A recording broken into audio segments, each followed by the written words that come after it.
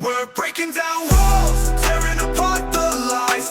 Together we'll stand, watch the whole world rise. Faith transcends boundaries, uniting every heart. In this movement of love, we're all taking part. Hey everybody, welcome back to the Vision Podcast. I'm your host, Daniel. Thanks so much for tuning in again. Last two episodes were just me. We were diving deep into some of my story and some of how the Vision Podcast got started. And I'm thankful that you all have tuned in. I'm thankful for the feedback that I've gotten on it and just the words of encouragement. It's been a really cool blessing to hear all of your thoughts and comments, and I'll take them to heart, especially as we keep moving forward. But today is not solo. Today I have another guest on. He's an awesome guy. He is a newly published author. He just made this book, From Kingpin to Kingdom. His name is Andrew Kirkland. Andrew is a former drug kingpin, radically transformed by Christ, and now he is living out his life, just trying to make a difference and an impact for the kingdom. So just help me welcome Andrew Kirkland. Thank you for being here. Thank you. Yeah. Thank you, Daniel, man. This is such a professional setup, and it's amazing. I'm really glad to be here, and I'm really glad to talk about some raw stuff with you. Yeah, man. Talk about the past, talk about the present, talk about the future of the kingdom. Thanks for giving me a plug on my book. Yeah, of course. You've been helping me along my journey, trying to get this exposed, which is so hard. Writing the book was one thing. Yeah. But being a businessman, that's a whole different thing. Yeah, there's an art to it somewhere in there, right? Yeah. So I was a kingpin drug dealer. Yeah. Yeah. So, okay. I want to get into the kingpin drug dealer. Yeah. That's a hell of a segue. Yeah. we can back the car up a little bit. Well, not only that, but tell me about who you are right now. Like, well, you're Andrew. We know that. Yeah. What are you doing? Who is Andrew? Who are we talking to? Yeah. So I don't like the word Christian so much. Okay. I like the term disciple. Okay. I'm a disciple of Christ. I want to stay behind him so much that I'm covered in his dust. And I want to be a reflection of him, but I also want to be my true authentic self. And that means that you'll probably never see me on a stage at a church, because I speak honest and I speak truthful. So who I am is not who I was, but there's my personality, the way I speak to people is still the same. Yeah. The game has changed from being a manipulator to an influencer. Mm-hmm. Using that God-given talent of creating change in people. I always use that for my own benefit. Yeah. And as a criminal, that really helps when you can change somebody's behavior to benefit me, benefit yourself. Yeah. That's manipulation. And once I started living for Christ, I realized that he didn't give me that gift for that reason, not to make people do things for me, but to cause change in people's lives. Yeah. By influence. So I want to take the knowledge and the understanding of the word and try to pour that into people the way they can understand it. And that's truthful and raw and honest. That's saying I came from sex addiction, porn addiction, drug addiction, manipulation type lifestyle, criminal lifestyle. How can I relate to other people better? Like Paul said, Yeah. He said, to a Jew, I'm a Jew, to a Greek, I'm a Greek, a rich, to a criminal, and that's who I see myself as, not as Paul, but as somebody that's relatable. Okay. That's the reason why I still listen to rap music. Yeah. Yeah, you gotta be careful with that. I'm very careful about what kind of music I listen to. Yeah, it's like coffee grounds. Yeah. Whatever you pour in the top, Well, so you said something really interesting, though, just a second ago. You said, you'll never see me on a stage because I like to speak truthfully and honest. Yeah. I'm just curious why you said that. Man, there's a bunch of fakes up there. I mean, Okay. I'm not dissing the church. I love the church. That's my family, but I can only be authentic, my authentic self. And while that is always growing closer to Christ, I say things that, the church council would say, Mr. Kirkland, you can't say those things. And I'd be like, bet I can't, Yeah. and I'd rather be the guy behind the stage that nobody knows, that true believers know that that's a real one. Mhm. And I just feel there's a lot of, well, it's hard to say because I don't want to talk badly about people. But, No, I get that. but you know what I mean? And I'm not trying to get you to talk bad about people. yes. I was just curious It's of just why that- you said that. And I mean, It's just the polished polo shirt, khakis, and brown shoes, and hey, how are you? I want to look somebody in the eye and say like, I'm hurting like you. Mhm. I'm not healed. I'll never be healed completely. And let's start from my pain and let's see if we can open up. So mine is more like a small group, one-on-one, where you can actually listen to somebody talk about their pain from a relational standpoint. Yeah. And it's hard to make that connection from the big stage. Mm-hmm. And I found like the one-on-one in the small group settings, like in the prisons, that's where I feel like that's where I'm supposed to be. Yeah. Because real recognizes real. Yeah. That's awesome. And something I think I forgot is I want to thank Men of Valor for sponsoring this episode. And the reason I brought it up now is because Andrew is actually a volunteer for Men of Valor as well in the prisons in Sumner County. Sumner County, yeah. Yeah. Shout out Men of Valor. You all are awesome. Amen. Yeah. I've been Tell- serving 18 months now. 18 A months little bit in more there. than that, yeah. Yeah. That's funny. Sumner County. I guess you can say you've been serving because you're in a prison. Yeah. I used to serve Davidson County Oh, yeah. now and the outlying areas because, shoot, if you smoke pot and, 10 years ago, 10 to 15 years ago, bet you it was my weed. Bet you. Yeah. Yeah. Yeah. I flooded the market 200 pounds a month. Yeah. Tell me more about that. Tell me more because you're doing kingdom things and trying to help people, but what was it like before you got there? It started like most addicts do. You don't want to have to keep buying your own drugs because drugs are expensive, right? Mm-hmm. And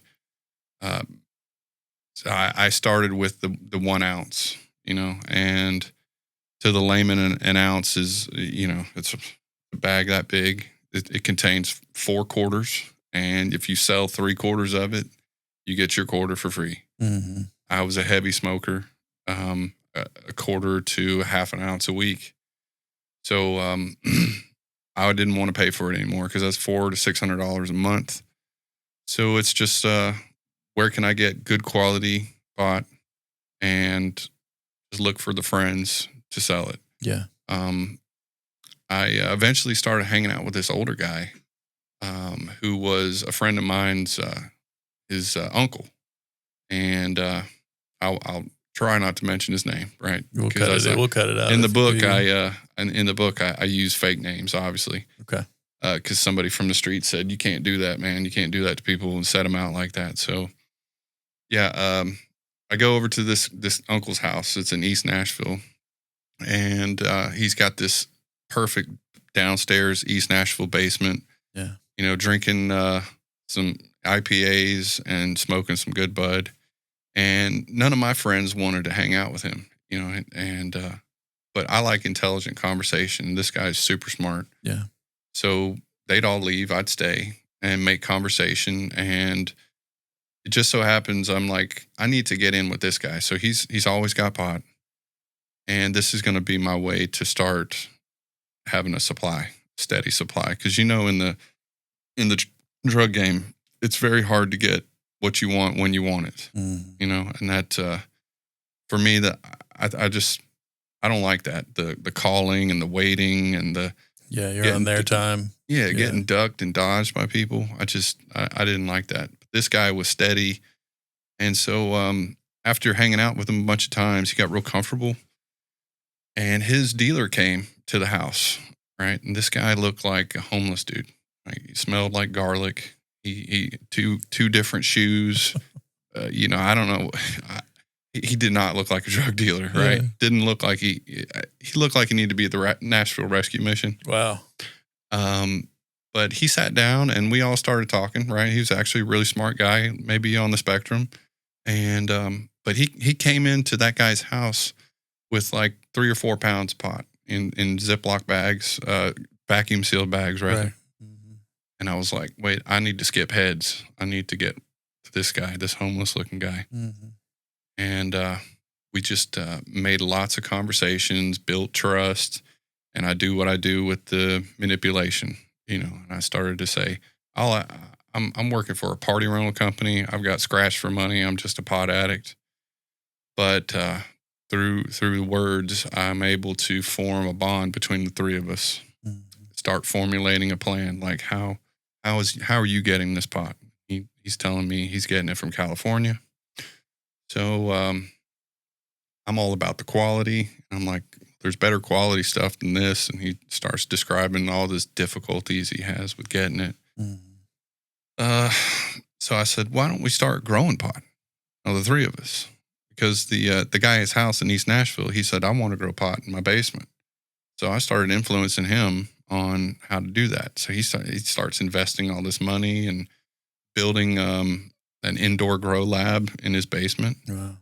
So the scruffy looking guy, he said, I've got a double wide trailer in Ashland City, and we can take it from the vegetative plants, the ones that are, The seedlings. And, yeah.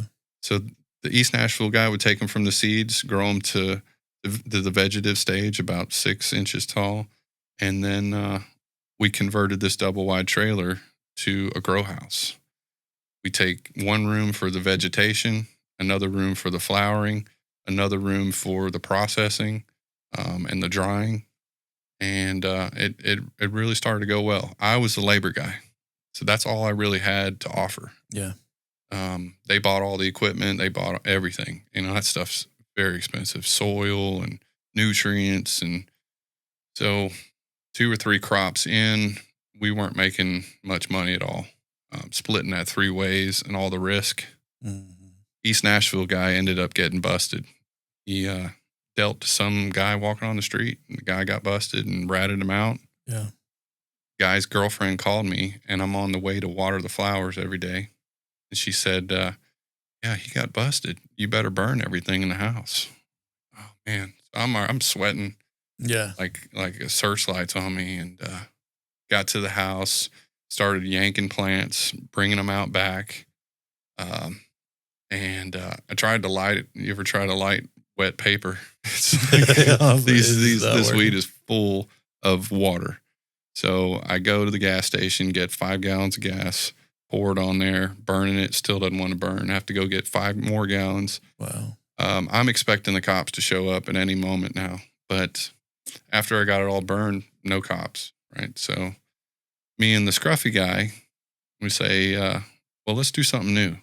So I said, why don't you start going to Colorado, get it from Colorado? Because at that time, this is like 15 years ago, it's medically legal.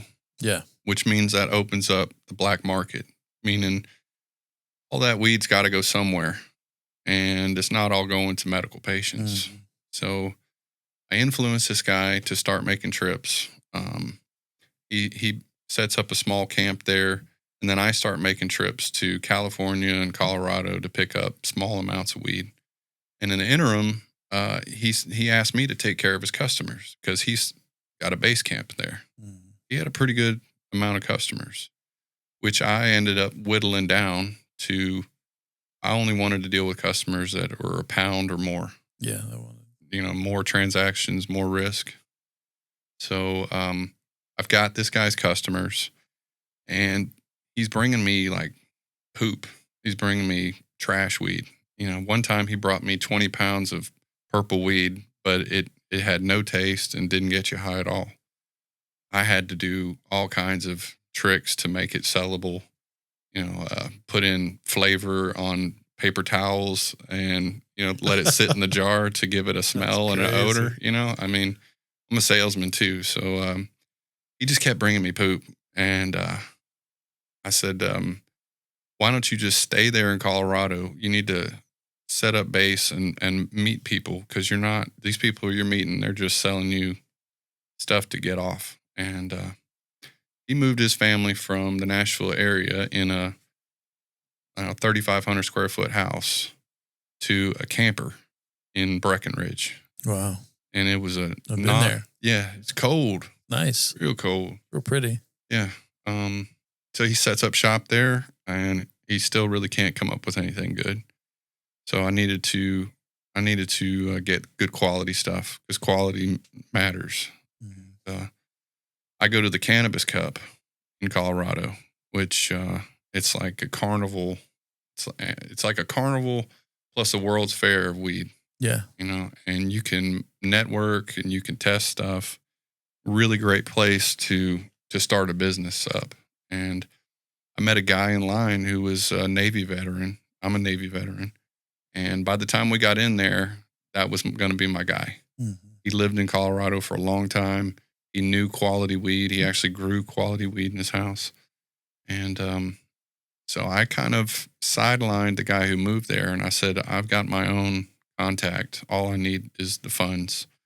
And so we had an agreement to pay him a lot of interest money on what he'd loaned me, $100,000 loan. So just a little bit. Just a little bit. It wasn't just like paying back the 100,000 and we're square. Yeah. He kept moving the goal line every time I'd pay him, but the money was fine. So I wasn't really paying attention to, he's charging me 30 more than like Tennessee title loans. Like as soon as you pay it, your balance is the same. Percentage, yeah. I could never pay it down, but I didn't really care. I made a contact with the guy from high school, and he really helped my business grow quite a bit. I went from 25 pounds to 50 pounds in less than 6 weeks. Yeah. He was buying 25 pounds every week of mine and steadily asking for more and more and more. So it basically grew from like I have an addiction to now I'm dealing 50 pounds. It became too much for me to drive it myself, to go to Colorado every week. So one of my friends became my driver, and boy, I paid him good. $150 per pound that he brought with me. And so that equated to $7,500 a week he made. Wow. I trusted him with my money, bought $115,000 worth every week. And I trusted the guy in Colorado. So once all the connections were made, I was set. How much were you making every week? $15,000 every week. So $60,000 a month. And I was at that level for, I'd say probably at least 3 years, maxing it out. I had endeavors to go larger. I met a dealer in Kentucky who was doing 300 pounds monthly. Yeah. And he gave me some really good ideas. I was going to get I met a guy in Colorado in a bar through my Colorado contact, and he was a Cessna pilot. Mm-hmm. And he said a flat rate of $10,000 and he'll transport as much as I want. Wow. All I needed to do was raise the capital to buy 300 pounds at a time, and that's quite a bit of difference, so I didn't go that route. Yeah. And it adds so many different layers of security to put that much money on the line. It's like going all in every time, and you can bust out. So, 60,000 a month. So I was doing $7.8 million a year in sales of pot. So I was making 10% of that. Wow. So, more than $750,000 a year. Wow. And that money flew away like wings of eagles, like Solomon says. Yeah. What'd you spend it on? What the prodigal son spend it on? Wine, women, and I had a severe addiction to strip clubs. Mm-hmm. I would use it as a means of feeling powerful. Right. I would just, I'd spend 5,000 a night in the strip club. That's what. I had a severe addiction to prostitutes. At times, I would have 2 to 3 prostitutes a week. So that's, $600 to $1,000 in that. Um, Materialism. I bought anything and everything that I wanted. Yeah. I had an addiction to rental cars, so I would love to just get the flyest rental car. I had a hookup who was a customer at Hertz at the airport. So every week I was driving something different and new. But on my drug runs, it was always a really modest car, like a Mazda 323. Of course. Forgettable the station car. wagon. Yeah. You don't want to be a drug dealer with 28s on chrome and a banging system. You're going to get busted. Yeah. So got all the way to the top, and basically I was calling the shots. I had people pulling chairs out for me. I had all the power and the money and the respect that people think is what you want. Unlimited funds, unlimited access, VIP, everything. But then where do you go from there? Yeah. And I'm curious because, it started with just pot and trying to fill that hole, whatever pot was filling. Right. And so you wanted to make sure that was still there. But then you had all these other things coming up, the women and the materialism, like, whoa, where did that hole come from? What is that? Well, you don't know at the time why you do what you do. The hindsight is always 2020. Mm-hmm. I realized it was about feeding that approval and acceptance. There was a huge gap that I didn't have by my dad. And it manifests in everybody. When you feel rejected, the number one fear is rejection, and the number one need is approval. And when you experience rejection and you don't have the approval from the parent that you want it from, your mom can be a superstar, but if dad's, a bum, then, that's why it's so important for kids to have strong dads, for that nuclear family, Yeah. And my dad never told me he was proud of me. He never threw ball with me. He taught me how to sand a wall and to dry off a car with a towel, wrong kind of towel, not like a bathing towel. So he didn't even teach me to do that right. He laid down so many promises. I'll come and see you. I'll come and pick you up. And every time he would just dodge. He would never come. And I never gave up hope on him. I remember so many times my mom coming in and pulling me in from the darkness and saying, he's not going to come. He's not coming tonight. Yeah. And that scars you so bad. It still hurts to talk about it because that pain is still real. It's still there's still a hurt there, and as much as I wanted him to say those things, my dad came from a place of pain in his own. And once I kind of recognized that later on in life, then, I knew that this pain came from his pain. Mm-hmm. Like Rick Warren says, hurt people will hurt people. Yeah. And so all of that, all the drugs, all the women, and prostitution and materialism, it all stemmed from something that was missing. And I think everyone has that in common. There's something missing. Yeah. And but we both know what fills that hole, right?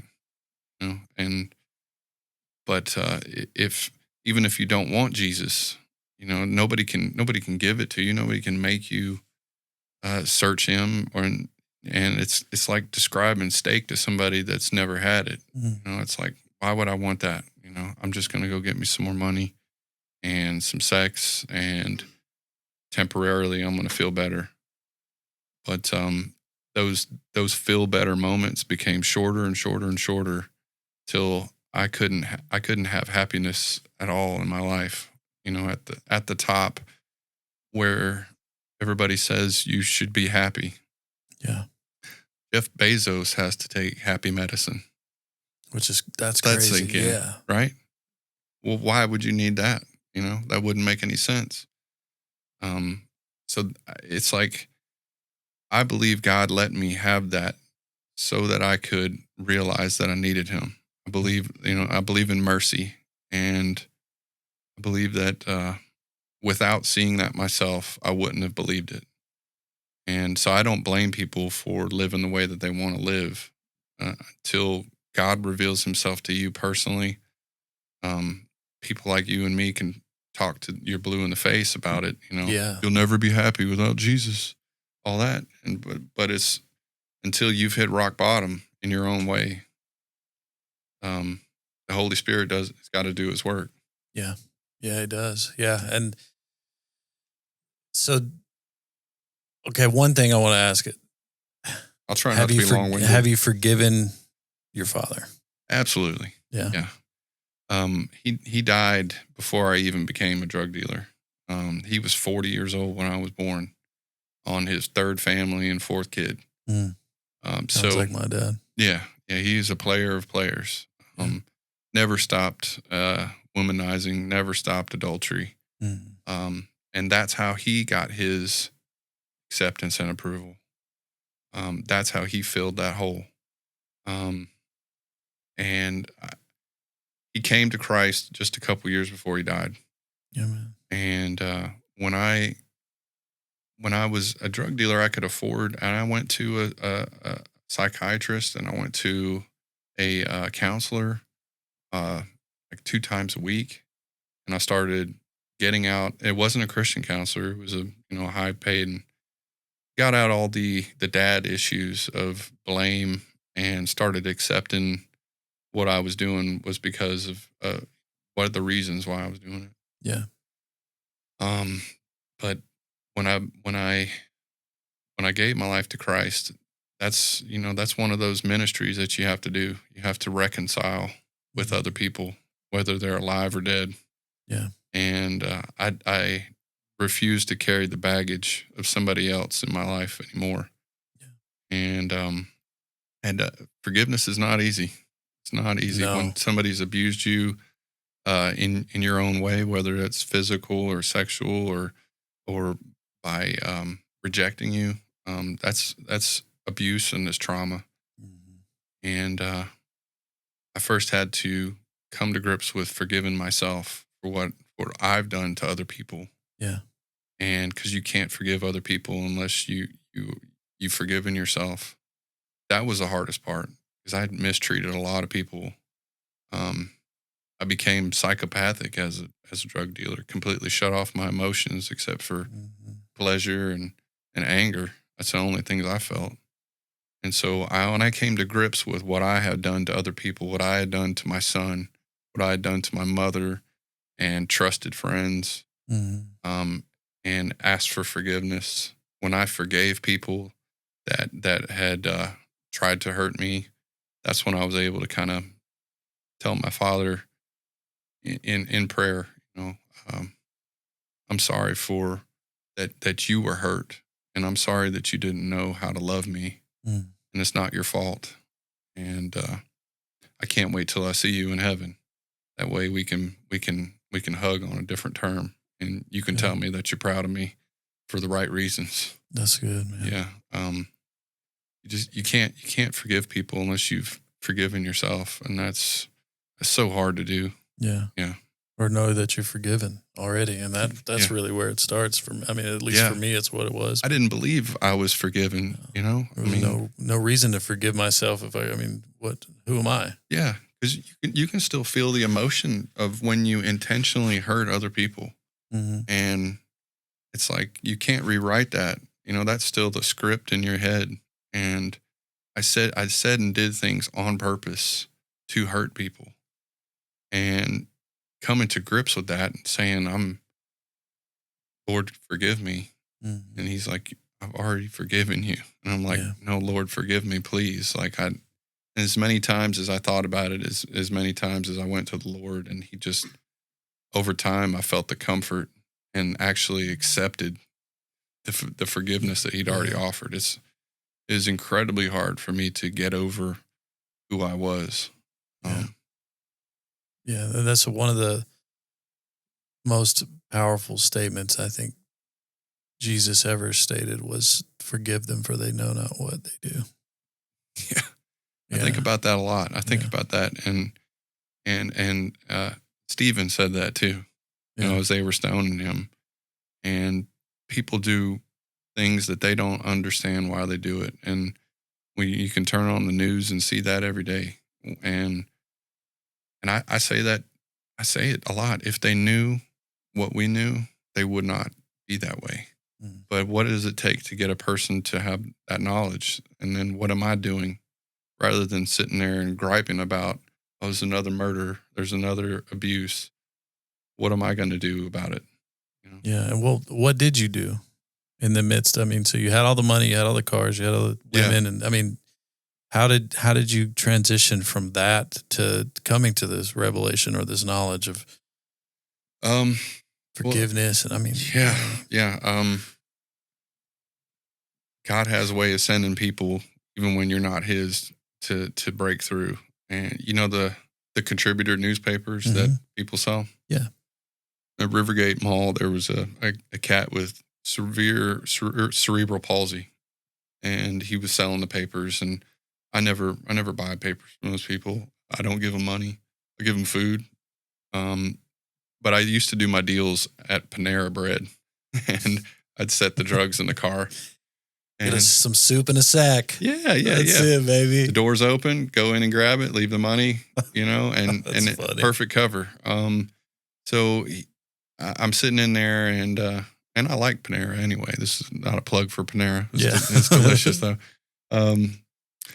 And here he comes with the cerebral palsy. He's got drool coming out of his mouth, and he's swaying from side to side, and all he's in there doing, you know, dirty fingernails. He's in there trying to charge his phone.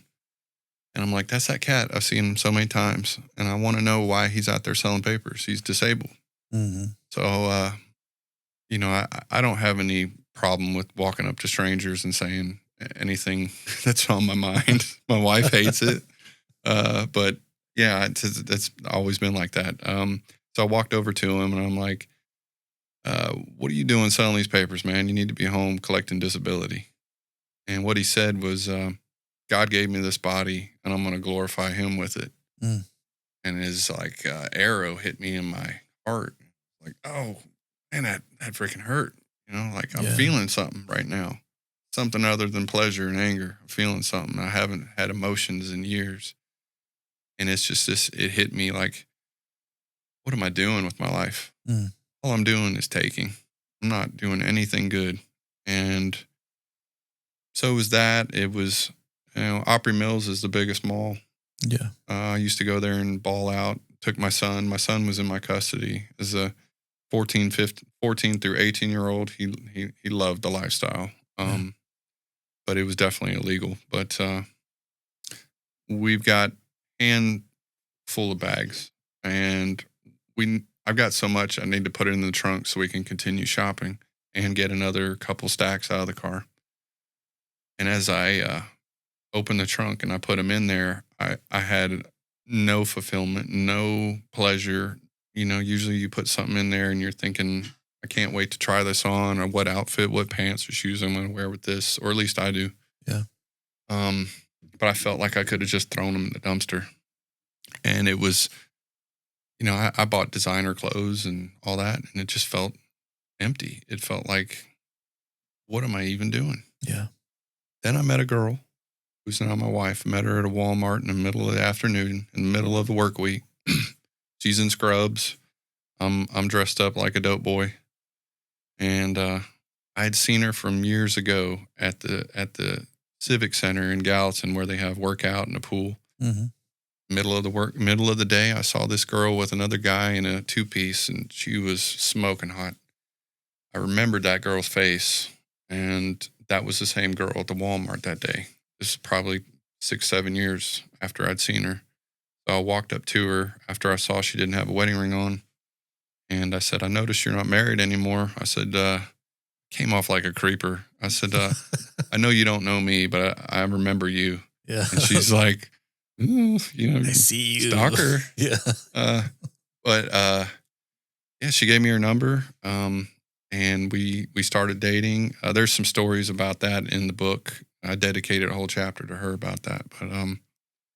But yeah, she did not want any materialism. She didn't. I took her to the malls, took her to Green Hills to get Louis Vuitton and Tiffany's, and she comes back with a T-shirt from Pac Sun. Backside, yeah. That's all she could find in the whole mall. And I was like, girl, you could have just walked away with $5,000 bag or something.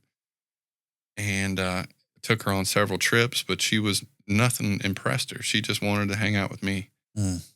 And I took her to St. Thomas on this big vacation next to the governor's house, talking $10,000 vacation. And on the plane, on the tarmac, as we're about to take off, I remember this song in my head. It's like, Wherever You Are Is Home.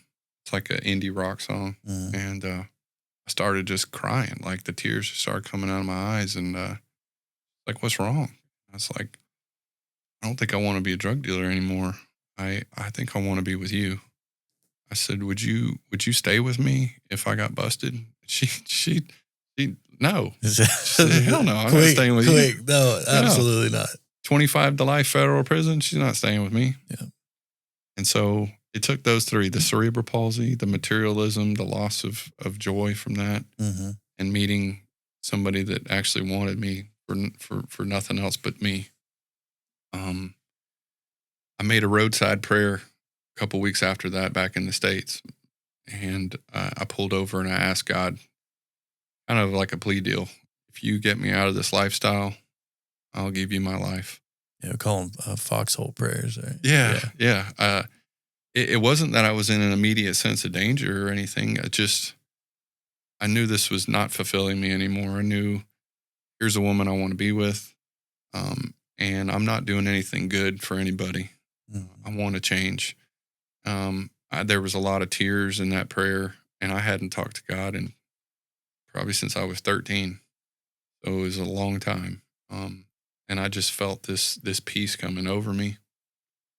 2 weeks later, my prayer was answered in the fact that my driver got busted in Nebraska on the way to get the drugs. He had the money. He made a traffic violation, got pulled over. Turns out he had a warrant in Sumner County. Okay. Didn't tell me about that. Should have told me about that, but he ended up in Nebraska jail. The sheriff arrested him, had a car full of people. We used that as cover. I got a call from one of the guys that got out, said, your driver's still, they're interrogating him, but all of us are out. I bought him Greyhound tickets, and I said, I want to see the paperwork, make sure you're not getting over on me. Yeah. Sure enough, they showed me the paperwork, and I was very, very nervous because my driver is getting interrogated by Homeland Security. Because if it's over 100,000, they've got to bring in federal agents. It's under 10,000, you're fine. You can drive with under 10,000. If you drive with over 10,000, have a bank note, or it can be seized. Just to let you know. So, that is not a tip on how to be a drug dealer. Yeah. Let's clarify that. Yeah. I mean, you and another person can both have $9,999 on you. That's what I know. Yeah. So through that, I felt this amazing peace, that peace that goes beyond understanding. Even though I felt like the feds were coming in on me, I knew that this was an answer to my prayer. That was like the first time I felt God's divine hand and his sovereignty in my life. And although I was extremely stressed that I was going to go to federal prison for what had happened, I decided to hang it up. I didn't want to do it anymore, and I felt like this was the reason. I called my the guy who lived in Colorado, who was the finance guy. Still owed him 30 G's, even after making all that money. Still on the ledger was 30 G's. Yeah. I called him, And I said, man, I'm done. The driver was busted. I've got very low inventory. I'm just going to sell what I've got left and I'm out. And I hung up. And then I called the main customer, the guy that's buying half the stuff. Mm-hmm. Told him the same story. By the way, he went to St. Thomas with me on that trip. So me and him were really close. Told him that it was over with. And here's the God part of the story, and this is where the foundation of my faith and everything comes from, is they both knock on my door 2 days later in the middle of the afternoon in Madison. Guy come from Colorado and talked to my customer. They talked together and they said, we're going to get this guy to bow. Mm. They walk in and they said, sit down. I'm like, hold up, chump. Yeah. I'm calling the shots In my here. house. Yeah, and I'm the boss, but not that day. So they say sit down, and they sit in the couch across from me, and in a very convincing way, they go like, "You're going to continue to do this.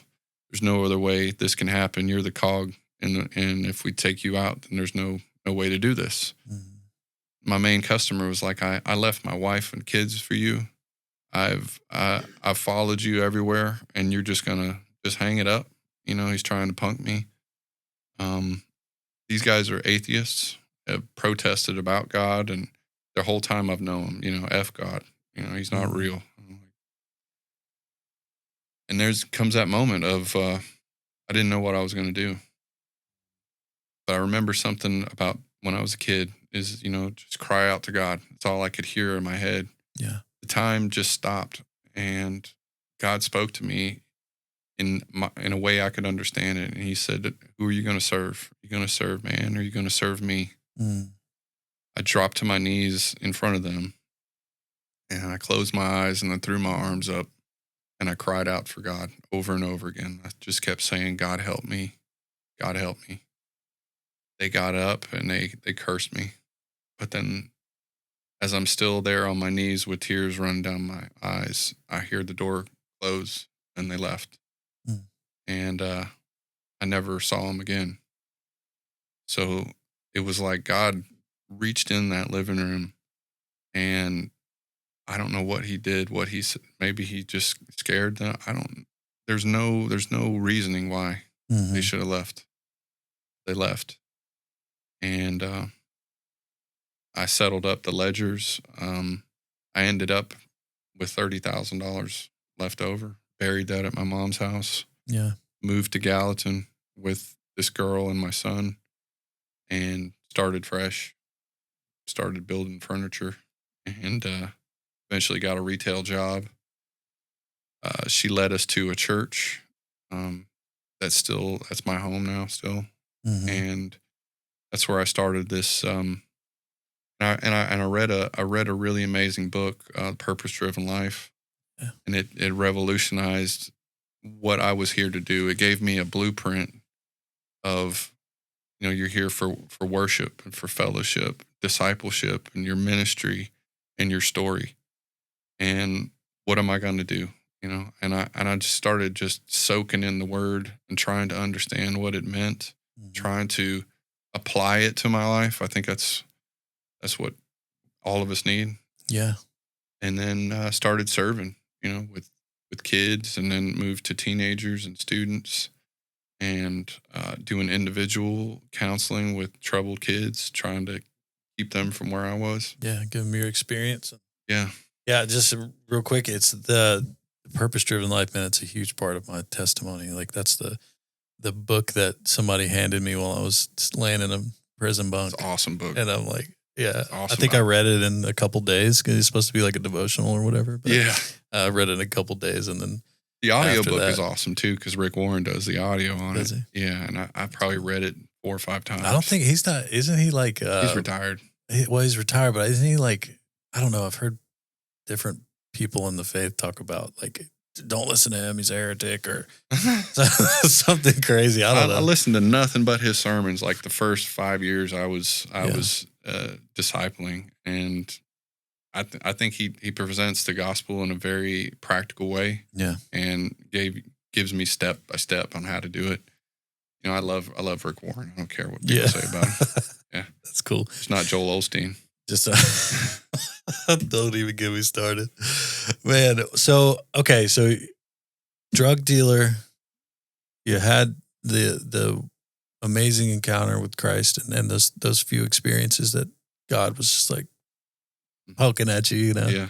And now you got this beautiful wife and your kid, and I mean, how did you get to writing something like this? Like, where did the inspiration come? What made you think, man, I should write this down?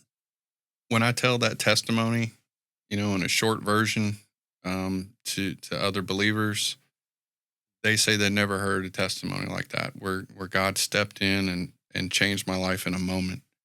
And everybody would always say, you need to write a book about that, or that should be a movie or something. I'm like, I'm not that grandiose. I don't, It would be pretty cool. It felt like very egotistical to write a book. It felt, and for me, even doing podcasts kind of feels like a bit of arrogance and ego. And once I had all that stuff, I realized that was empty for me. Like, I don't want to step back into trying to get people to like me. I'm already liked by the creator of the universe. So right. I don't need anybody's attention anymore. But you get enough influence, and a really good friend of mine, Adam Pope, he was listening to my podcast, and he said, you need to turn that into a book. Yeah. So I did. I started in January of this year, and I finished it in 4 months. Wow. And that was crazy because I don't even like to read. Yeah. I don't. But I found it very easy. I found like the Holy Spirit was like right there. Like, take that part out.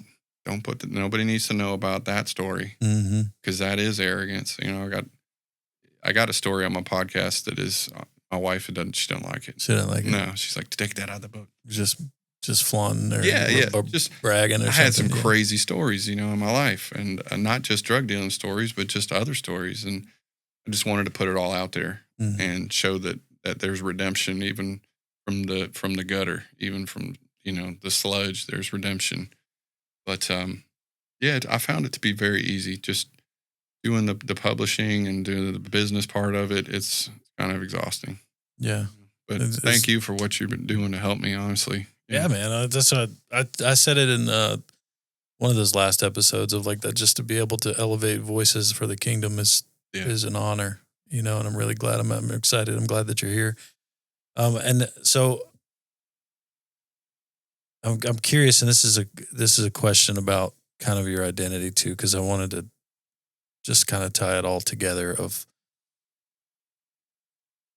there was the drug dealing, whole feeling, trying to just cope whatever way with life that you could, version of you, and now there's this Andrew that's God filled and Spirit filled. But I'm curious about how you hold the tension of your identity in God while still being you. You said you wanted to be your authentic self, right? And that's a cool concept, and I think more people need to understand that. But so I guess my question is how have you held the tension of maintaining who you are? I mean, minus the whole feeling part of you, right? Because you're still the same Andrew, right? The new creation or the restored creation of you has come to life now. Yeah.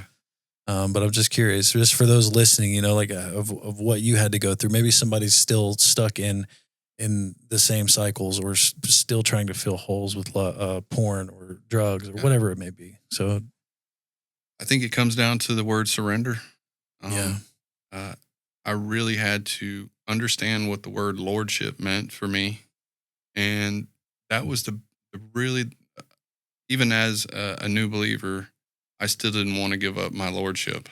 As an egomaniac, as a arrogant person, as somebody who thinks they're right more than wrong, giving that over to a higher power.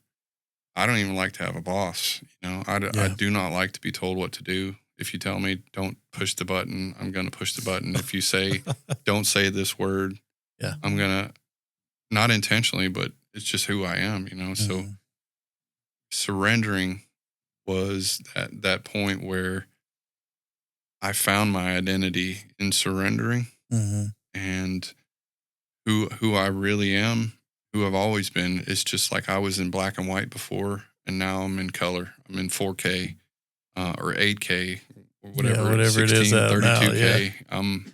I'm there. It's like the person who I've always been is now just I'm just radiating from giving over my control to him and just sitting in the back seat of the limo and chilling. Like I don't have to worry about where I'm going. I don't have to worry about who likes me or who doesn't. I don't have to worry about how I look to other people. Mm. I'm comfortable in my own skin, and that gives me a confidence and an assurance that I have a new identity, and that identity is rooted in integrity and in hope and in love. Mm-hmm. I think the hardest part is getting over that fact that I was closed off for my emotions for such a long time. Yeah. For more than 15 years, I suffered from psychopathy where I just didn't feel anything. And that's a hole I'm still getting out of. I still have issues with being kind and loving and affectionate. And my wife has a lot of grace for that. But the Lord's still working on me there. Mm-hmm. Because I can be cold and I can appear to be callous, and just giving that control over to Him. Yeah, That's one of my prayers every day. Yeah, Help me be kind. That battle. Help me be loving. Help me to reflect You, because me is still wants to, not be told what to do by anybody. Yeah, no, that's good. Well, somebody told you to write a book and you listened, so I'm Yeah. glad that happened. If the Lord tells me to do it, I'm all fine with that. That's awesome. No, well, yeah, no, thank you for that, man, and thank you for your vulnerability and just for being who you are. There's And, freedom in vulnerability. There's yeah. freedom in transparency, and it hurts at first, but it feels so good when you can be the same person everywhere. Yeah, And you don't have to keep a record of who you are to this person or what you've said to that person. I'm just Drew, and if God likes me, I like me. If you don't like me, what's your problem? get bent. Yeah, I'm fine. I'm not. No, I'm not into the networking. Hey, brother, where do you work? What do you do? Mhm. I'm like, I'm just gonna chill on the wall till all y'all get done talking, Yeah, and I'm just here to serve King. I don't care about you knowing me or I don't mean that personally. I I love take you. it personal. It's Yeah. fine. No, don't worry about it. Yeah. No. So, all right. So, what's next? You're here now. What's next? What's next is I had a podcast. I mean, I still have it, Humbled Highs, Okay. and through your inspiration and your marketing prowess, I'm gonna redo it. I'm gonna start with smaller episodes and try to all these lessons that I have grown from. I want to put that back out there in a real simple and practical way, Yeah. relatable way to my brokenness, and hopefully I can help somebody. I have to be the face of this brand from Kingpin to Kingdom, and that means I have to put myself in front of a camera, and I have to do podcasts, and I have to do promotions. But what I really want to do is speaking events. Mm-hmm. I want to help teenagers. I want to help people in jail, and I'm only doing Sumner County right now, but I don't want to be driving a truck the rest of my life. I want to be full time in the kingdom, and I believe this book is a way for doors to open. Okay. For me to get opportunities to speak about my experiences and to help people. Yeah. I don't want this story to die with me. I want it to shine God's glory and help other people. So I wrote the book to help other people. Yeah. And I want to help other people. And just keep building it. Yeah. Keep building So the kingdom. if somebody out there wants to hire me to do full-time ministry, Let's go. as long as you don't tell me what to do too much and just let me be freelance, 'cause just pay me and let me take it over. Don't worry about if it. you're rich out there and you just want to be like, forget my granddaughter, I'm just going to fund Andrew Kirkland for 10 years. And I'm like, your money will go far. It'll stretch into eternity. I'll take that offer too. Yeah. I haven't found anybody yet. So, not yet, huh? yeah. So tell, there's your camera there. If you want to tell the folks at home about how they could get your book or how they can find out more about you and maybe your website and things like that. Yeah, absolutely. So, my website is fromkingpintokingdom.com. And there right on the front is linked to my book, an Amazon link, and it's soon to be in stores, Walmart and Barnes & Noble, Target, like that.